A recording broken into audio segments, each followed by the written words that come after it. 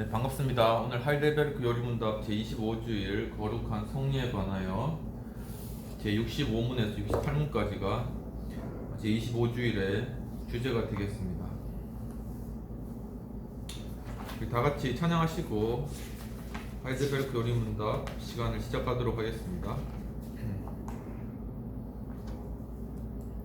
찬양은 찬송가 새 찬송가 289장, 통일 찬송가 208장입니다. 주 예수 내 맘에 들어와 계시는 변하여 새 사람 되고 내가 늘 바라던 참빛을 찾음도 주 예수 내 맘에 오심 주 예수 내 맘에 오심 주 예수 내 맘에 오심 물밀듯 내 맘에 기쁨이 넘치는 주 예수 내 맘에 오심. 하나님 아버지, 오늘도 하이델베르크 요리문답 제25주일 성리에 관한 주제를 가지고 저희들 또 함께 공부하고자 합니다. 주님께서 이 시간 가운데 함께 해주시고 말씀을 깨닫게 하시고 은혜로운 시간 또 참 우리 영의 양식이 되는 복된 시간 될 수 있도록 도와주옵소서. 감사드리옵고 모든 말씀 예수님 이름으로 기도합나이다. 아멘. 오늘 제25주일에 들어가기 앞서서 저희 1문부터 다시 한번 천천히 지난 시간들에 했었던 그런 내용들을 한번 살펴보도록 하겠습니다. 제 첫 번째 주일에는 인생의 유일한 위로는 무엇인가 라는 주제로 공부를 하였었습니다. 제 1문의 질문은 생사간에 있어서 당신의 유일한 위로가 무엇입니까? 라는 질문이었습니다. 여기에 대한 대답으로는 내 영혼과 육체는 생사간에 있어서 나의 것이 아니라 그리스도의 피의 대가로 모든 죄를 대신하여 완전히 속량하여 주셨으며 모든 악한 권세에서 구원하여 주신 신실한 구세주 예수 그리스도의 것입니다. 그는 하늘에 계신 아버지의 뜻이 아니면 머리털 하나라도 떨어지게 할 수 없으며 또한 나에게 모든 것이 합력하여 선이 될 수밖에 없도록 보호하십니다.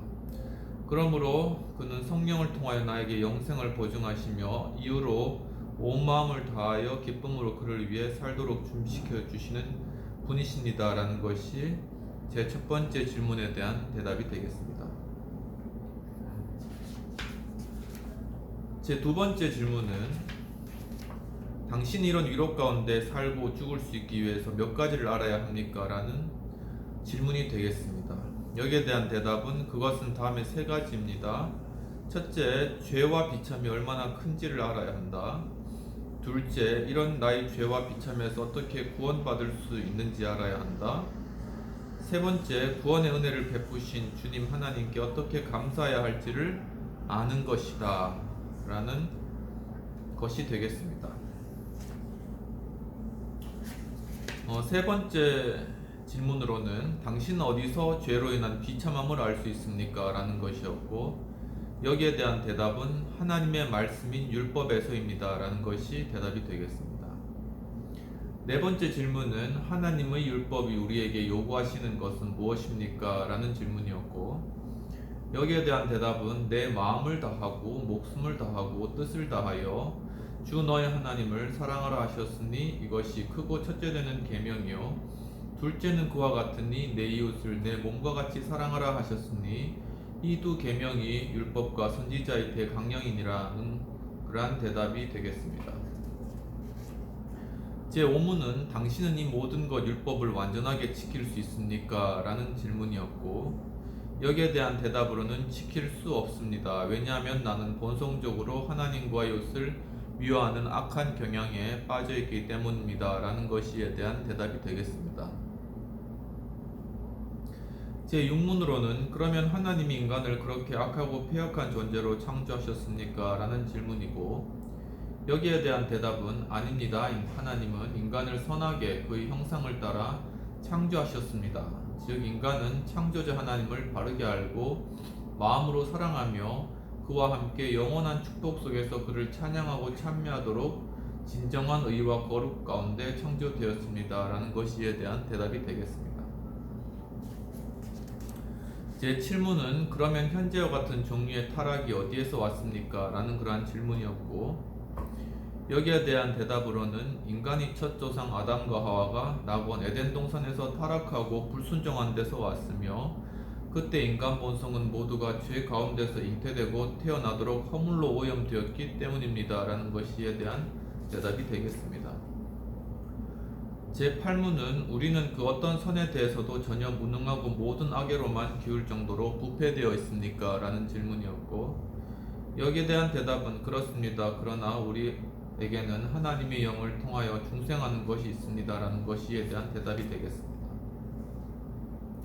제9문은 만일 인간이 할 수 없는 것을 율법으로 요구하시면 하나님이 인간에게 부당하게 하시는 것이 아닐까요? 라는 그러한 질문에 대해서 아닙니다. 왜냐하면 하나님은 그것을 행할 수 있도록 인간을 창조하셨기 때문입니다.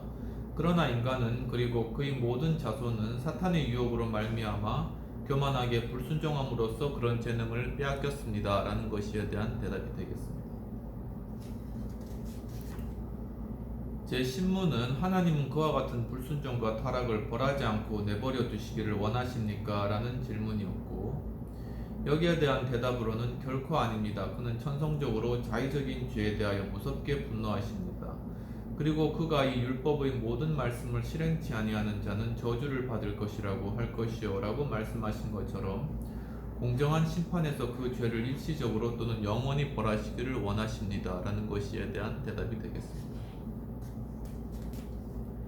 제11문으로는 그러면 하나님은 자비로운 분이 아니십니까? 라는 그러한 질문이었고, 이에 대한 대답은 하나님은 자비하신 분이 분명합니다. 그는 또한 의로우신 분이십니다.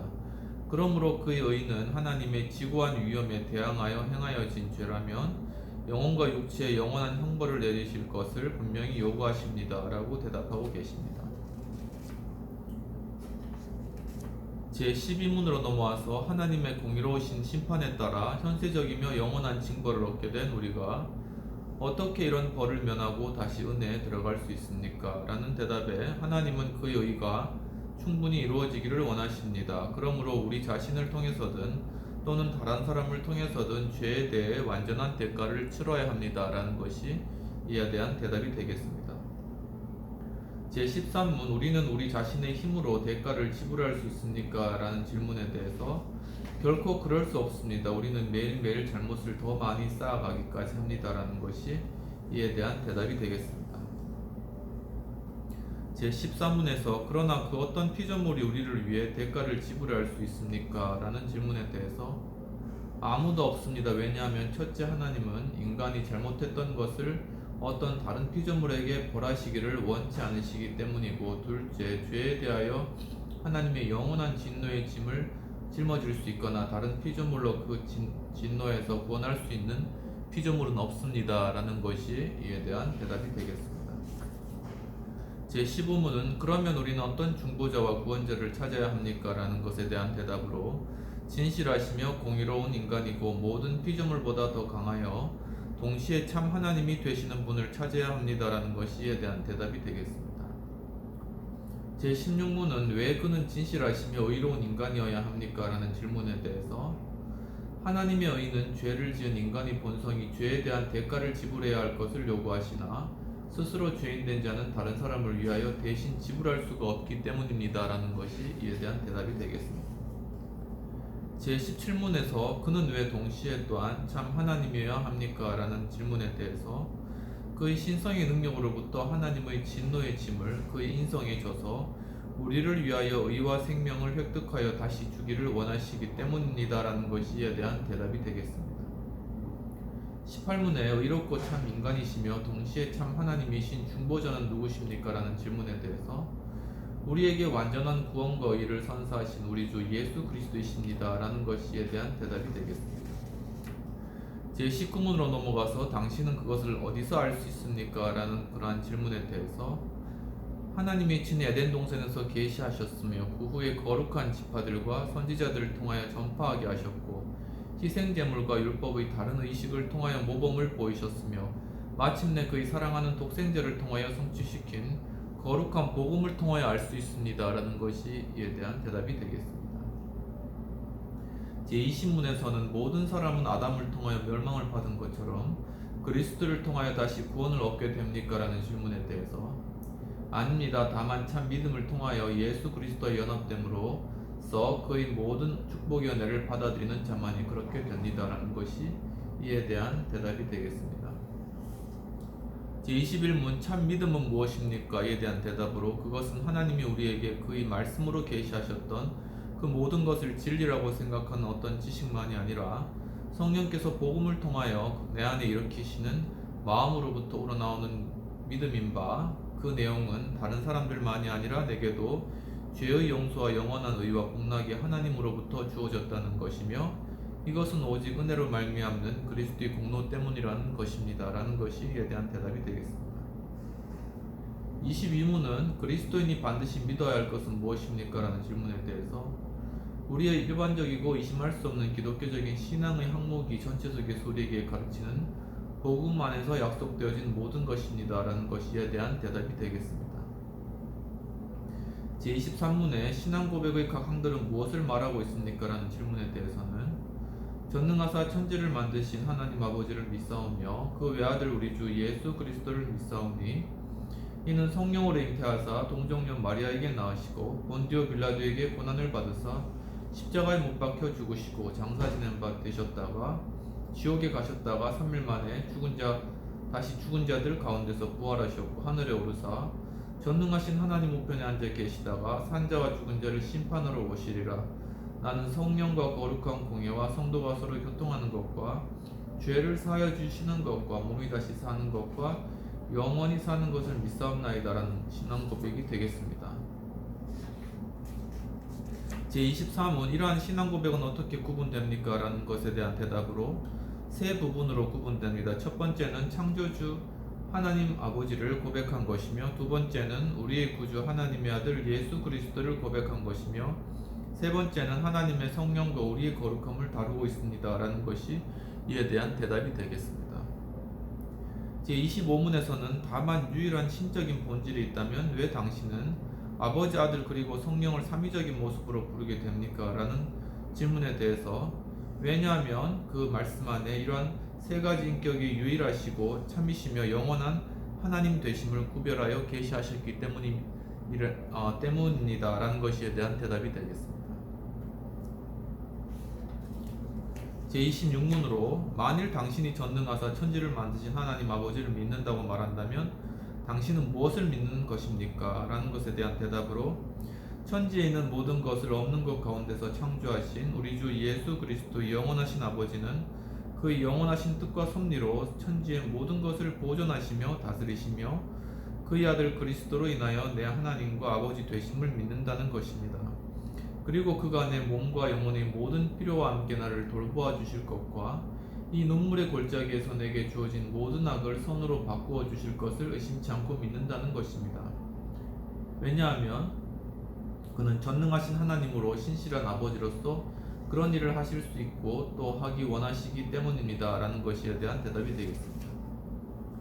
제27문에서는 당신은 하나님의 섭리를 어떻게 이해해야 합니까? 라는 질문에 대해서 전능하시고 현존하시는 능력으로 이해하는 하나님은 이 능력으로 천지와 모든 피조물을 그 손으로 유지하시고 다스리시며 나뭇잎과 풀, 비와 가뭄, 풍년과 흉년, 먹는 것과 마시는 것, 병과 부와 가난, 그 외의 모든 것이 우연히 나타나는 것이 아니라 아버지의 손으로부터 우리에게 주어지는 것입니다. 라는 것에 대한 대답이 되겠습니다.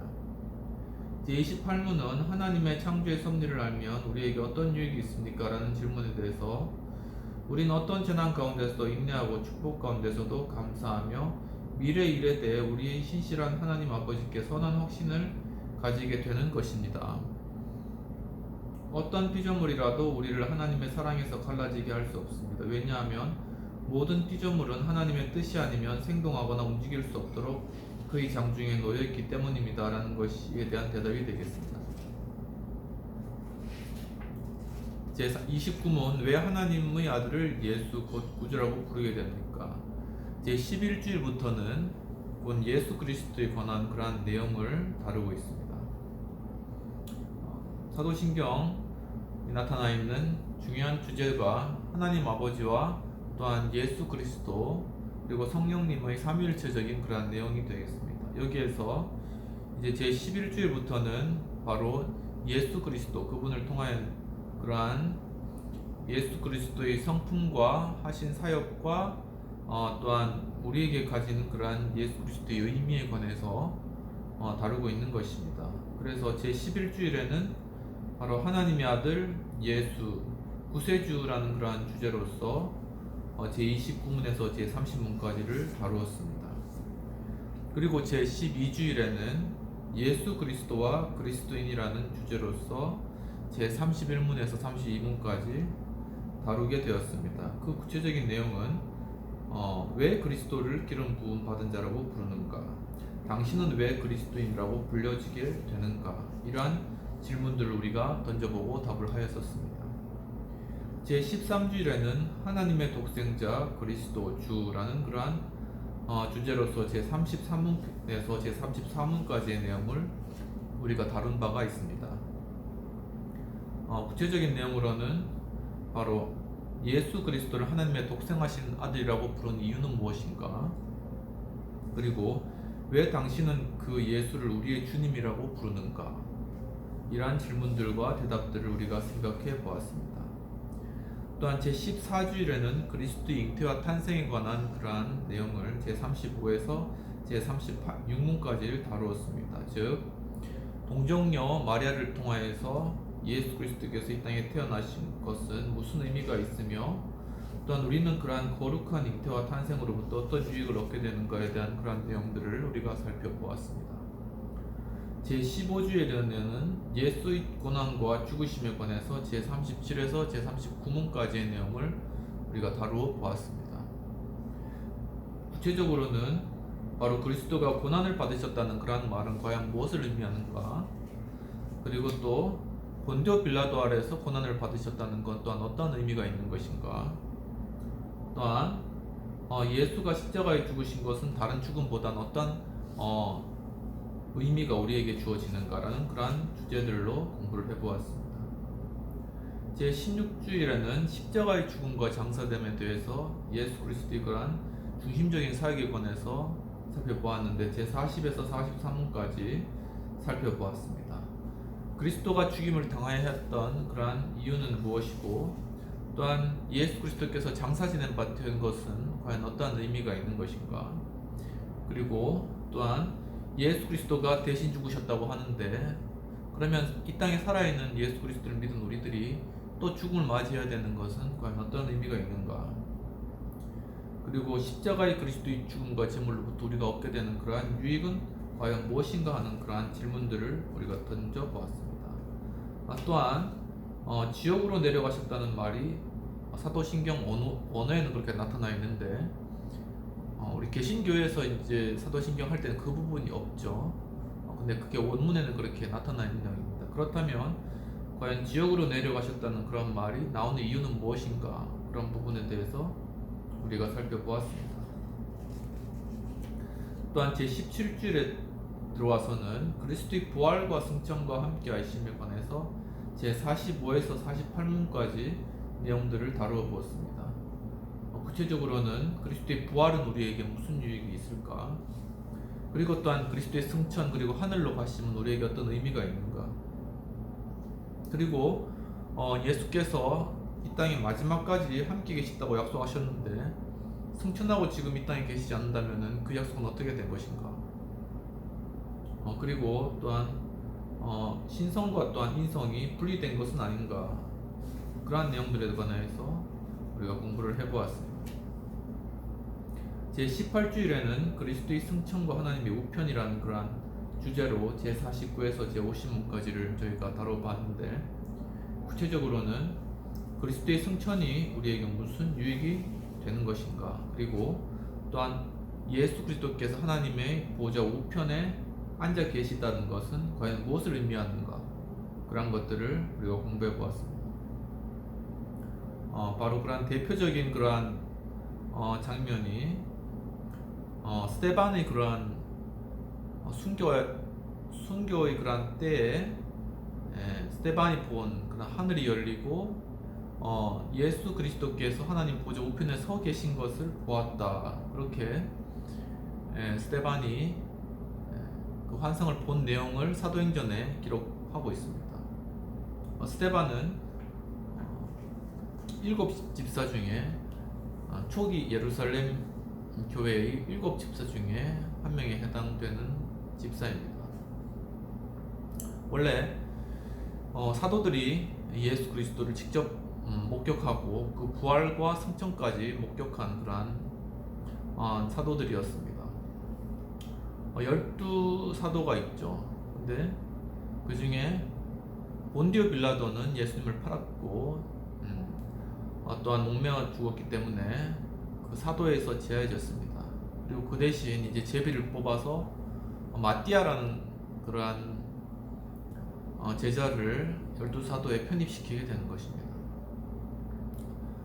그렇게 12사도가 있고 그리고 또 이제 사도 바울이 있는데, 바울이 예수 그리스도의 그러한 고난과 십자가와 부활을 보지는 못했지만 사도로 인정받는 이유는 사도 바울이 다메섹 도상에서 환상 중에 예수 그리스도의 현현하심을 직접 보았기 때문입니다. 다메섹 도상에 사도 바울이 간 이유는 바로 다메섹에 있는 그리스도인을 핍박하고 잡아 죽이기 위해서 간 것이죠. 그래서 이 사도 바울은 바로 예루살렘 교회 7집사였던 스데반이 순교할 때 바로 그 옆에서 사람들의 옷을 지킨 그러한 사람이었습니다. 또 스데반이 죽어야 되나 살아야 되나 하는 그런 가편 투표를 했을 때 가부간에 가를 선택했다는 거죠. 그러니까 죽여야 된다 그렇게 선택한 그런 사람이었습니다. 한편 이 스데반이라는 사람은 7집사, 예루살렘 교회 7집사였는데 이거 7집사가 이제 선정되게 된 이유는 바로 사도들이 그 구제까지 복음 전하는 것하고 기도뿐만 아니라 구제나 이런 모든 사역까지 함께 했었습니다. 그런데 이제 사도가 이제 12사도인데 그걸 12명이 다 하다 보니까 그 구제하는 사람들 중에 이제 빠지는 사람이 발생하는 거예요. 뭐 과부들이라든가 이런 사람들이 이제 빠지고 이제 평균적으로 잘 해야 되는데 이제 그 분배가 잘 안 됐다는 거죠. 그러니까는 이제 불만이 이제 생겨나게 됐습니다. 일이 가중된 거죠. 이제 그런 상황에서 이제 사도들이 이제 회의를 했습니다. 그리고 우리는 기도하고 전도한 일들에 말씀 전하는 데 집중하고 이런 구제나 이런 사역들은 중요한 일이지만 이런 것들은 사람을 세워서 하자. 이렇게 이제 결정을 한 것이죠. 그래서 신실한 사람들, 경건한 사람 7명을 뽑아가지고 이제 그 구제나 이런 교회 행정이나 이런 업무들을 하도록 그렇게 7집사를 세우게 됩니다. 바로 그 7집사라는 말에서 지금 현대 교회에서 이제 집사님 그런 집사라는 단어들이 나오게 되는 것입니다. 그러니까 굉장히 그 집사라는 말은 굉장히 어떻게 보면 거룩하고 또 매우 그 의미가 있는 그런 단어라고 볼 수 있겠습니다.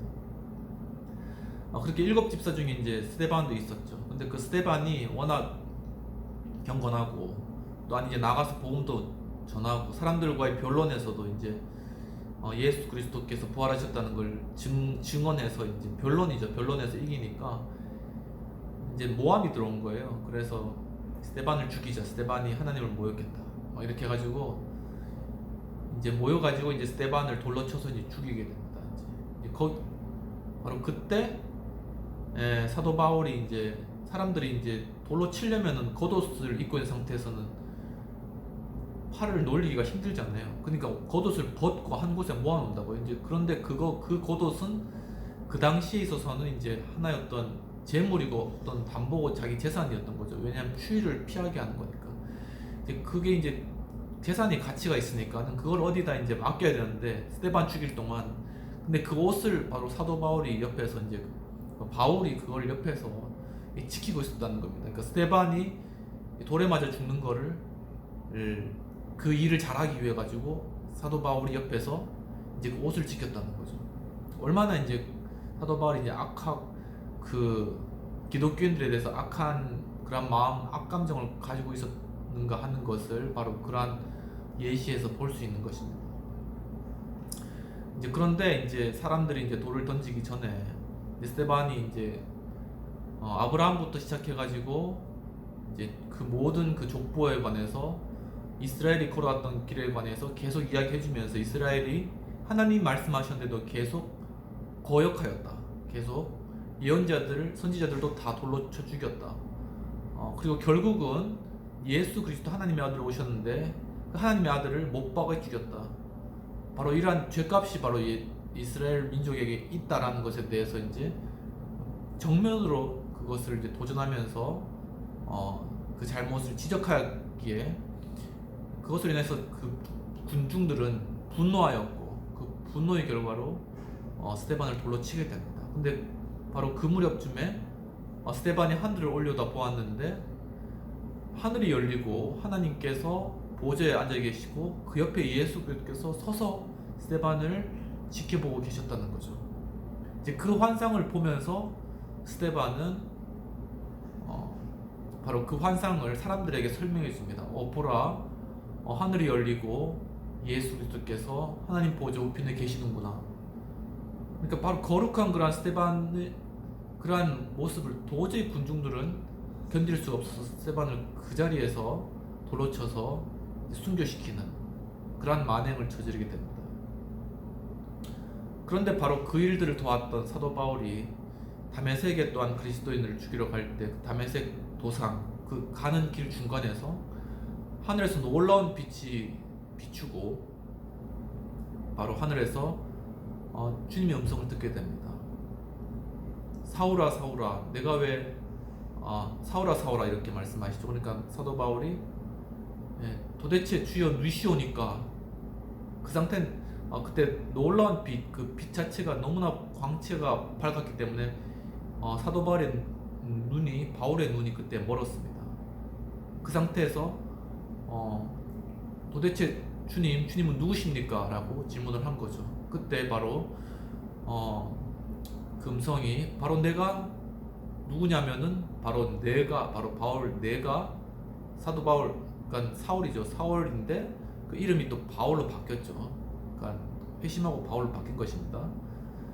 여기에 대해서는 학설이 또 이렇게 있지만 이제 그렇게 볼 수 있습니다. 그래서 이제 사울아 사울아 왜 내가 핍박하냐, 나는 내가 핍박하는 예수니라 그렇게 말씀하시고, 또 바로 네가 바로 이렇게 참 네가 지금 고생을 많이 한다 그 표현을 바로 이렇게 어떤 가시덤불 이런 것들 내 뒷발질을 계속 한다는 거죠. 그러면서 계속 자기 발을 이렇게 상하게 하는 그러한 헛된 일들을, 그리고 자기를 괴롭힌 일들을 사도 바울이 하고 있다 그렇게 말씀을 하시는 것입니다. 바로 그때 이제 학자들 간의 의견이 있는데 바로 그때 사도 바울이 바로 예수 그리스도의 그러한 모습까지 보았다. 그렇기 때문에 사도의 권위를 인정받았다. 이제 이렇게 보통 이제 설명을 많이 하고 있습니다. 그러니까 이제 결과적으로 봤을 때는 자기가 사울이 사람들이 스데반을 죽는데 사울이 그걸 도왔죠. 그러면서 스데반이 하늘에 계신 예수 그리스도를 보고 순교했죠. 근데 바로 스데반이 본 그 예수 그리스도를 그 후에 바로 사울도 그 예수 그리스도의 음성을 듣고 예수 그리스도를 보게 되는 것입니다. 그러니까 이거는 사도 바울이 그냥 그 다메섹 도산에서 그 계시를 통하여서 예수 그리스도를 만났지만 그 전에 스데반이 죽음과 스데반의 하늘이 열리고 예수 그리스도를 만난 그러한 일이 앞에 전제되어 있다는 그런 사실입니다. 바로 이러한 사도 바울과 같은 위대한 그러한 이방인 사도가 세워지기 전에는 바로 그 일들을 위해서 준비했던, 바로 순교했던 그러한 사람들이, 바로 그러한 자들이 있다는 그러한 사실입니다. 바로 그런 것처럼 정말 우리도 우리 그러한 지금 우리가 누리고 있는 그러한 평안, 기쁨, 그리고 자유로운 신앙생활, 그리고 이 가운데 하나님을 자유롭게 예배하는 것, 이러한 자유와 또한 그 가운데 또 복음을 자유롭게 전하고 또 교회 공동체로 서로 교제하면서 또 이 가운데 또 경제적 부흥과 번영과 발전을 함께 누리면서 살아가고 있는 바로 우리 그러한 이러한 복은 결코 단지 우리의 노력과 또한 우리 그러한 어떤 우리의 그러한 다른 박질로 우리의 계획과 노력으로 된 것이 아니라 바로 이 일들을 위해서는 누군가는 이 일들을 위해서 순교했고 누군가는 이 일들을 위해서 희생을 치렀고 누군가는 이 일을 위해서 허리띠를 졸라매고 굶으면서 일을 하였고 누군가는 그러한 희생을 치렀다는 그러한 사실들을 우리가 꼭 명심해야 된다는 그러한 교훈을 우리가 바로 사도 바울이 스데반을 통하여서 그리고 그 다음에 환상을 통하여서 바로 사도로서 부름받은 이러한 일들 통해서 우리가 한번 되짚어 볼 수 있을 것 같습니다. 그래서 바로 그렇게 승천하신 예수 그리스도, 승천하셔서 하나님 보좌 우편에 있는 바로 그 그리스도께서 바로 스데반에게 나타나셨고 사도 바울에게 나타나셨고 그리고 지금 우리에게도 바로 그런 어떤 영향력을 나타내시고 계시는데 그것이 바로 성령 하나님을 통해서 그러한 일들을 나타내고 계시는 것입니다.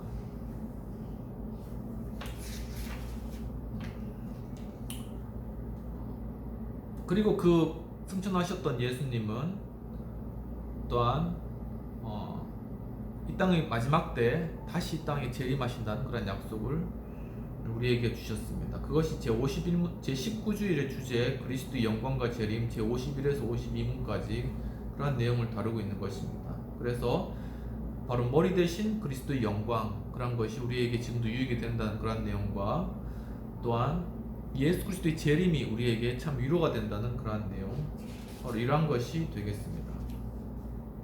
그리고 방금 전에 설명했던 바로 그 성령 하나님에 관하여서 제20주일부터 우리가 다루어 보았습니다. 제20주일에 성령 하나님에 관하여 제53문에서는 당신은 성령에 관하여 무엇을 믿습니까? 라는 그러한 질문을 하였고 여기에 대한 대답은 먼저 그는 아버지 아들과 함께 동등하게 영원한 하나님이십니다. 둘째로 나로 하여금 참된 믿음을 통하여 아무런 공로도 없이 그리스도와 그의 모든 은혜에 참여하게 하시고 나를 위로하시고 영원토록 나와 함께 하실 성령이 나에게 주어졌습니다. 라는 것이 여기에 대한 대답이 되겠습니다. 제21주일에는 교회에 대한 고백에 대해서 제53문에서 다루었습니다. 제54문은 당신은 거룩한 그리스도의 보편 교회에 대해서 무엇을 믿습니까?